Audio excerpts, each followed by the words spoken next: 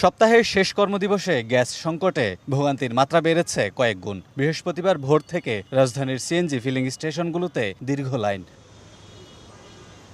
ঘণ্টার পর ঘণ্টা সিএনজি স্টেশনে অপেক্ষা করেও গ্যাস না পেয়ে ক্ষোভ জানান চালকরা। দু একটি পাম্পে গ্যাস পাওয়া গেলেও নেই পাম্পের স্বাভাবিক চাপ। 5টা 2টা 4টে গাড়ি দিয়ে আর প্রেসার বন্ধ, আবার গ্যাস দেয়।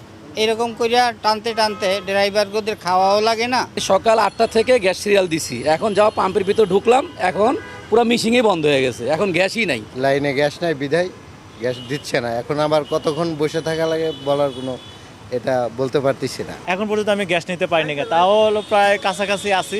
চাপ না থাকায় ও সরবরাহ বন্ধ থাকায় রাজধানীর অনেক ফিলিং স্টেশনে বন্ধ সাইনবোর্ড টানিয়ে অলস সময় পার করছেন কর্মীরা। তাই আজ শুধু আমি নই, সবাই জানে সাদার আরেক নাম ফার্স্ট ওয়াশ ডিটারজেন্ট পাউডার। আবার আগের মতো হয়ে গেছে, 24 ঘন্টা করে কোনো গ্যাস নেই। আমাদের যতটুকু প্রেশার আছে অতটুকু দিয়ে আমরা দুইটা নজল রানিং চালাইতেছি, আমাদের কোনো বন্ধ নাই। আমরা মেশিন যত চালু থাকে অতক্ষণ পর্যন্ত আমরা দিতে চাই। 24 ঘন্টা মানে 24 ঘন্টার মধ্যে আমরা 6 ঘন্টা 3 ঘন্টা বন্ধ থাকে, আর না আপনার রানিং থাকে।